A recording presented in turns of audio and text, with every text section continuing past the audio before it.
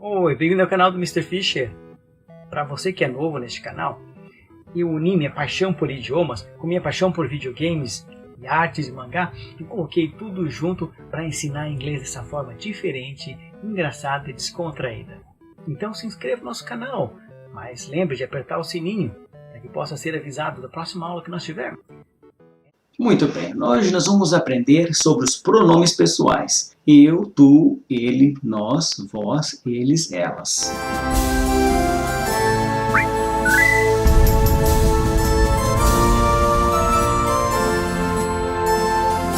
Para você que é novo no canal, deixa o seu like.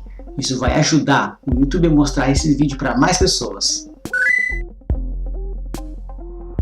Vamos lá então. Eu. You, tu ou você. He, ele, she, ela, it, quer dizer ele ou ela, para animal, planta ou objeto. We, nós. You, vocês ou vós. E they quer dizer eles ou elas. Eu.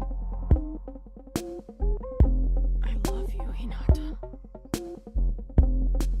You, você. You don't even remember why? He,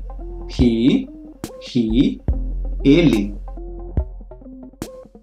He must be the ace for that school. She, ela.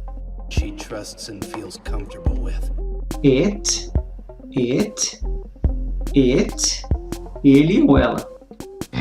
It's time to do.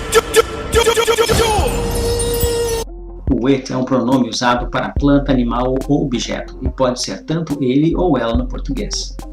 We, nós. We have wars.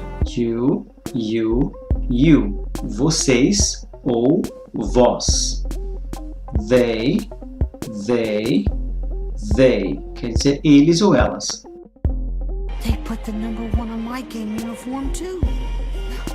They can be hard to deal with. Ao fazer essa aula, você pode usar o código para ganhar 10 pontos de experiência e mais 5 se você seguir no YouTube e no Instagram. Então, você gostou do nosso vídeo? Lembre novamente que a sua tarefa para este vídeo é curtir nosso canal se você ainda não curtiu, apertar o sininho, deixe um comentário se você gostou do nosso canal. Se você tiver alguma sugestão, alguma ideia para ajudar, deixe em comentários. Beleza? Até a nossa próxima aula. Até mais. Tchau, tchau.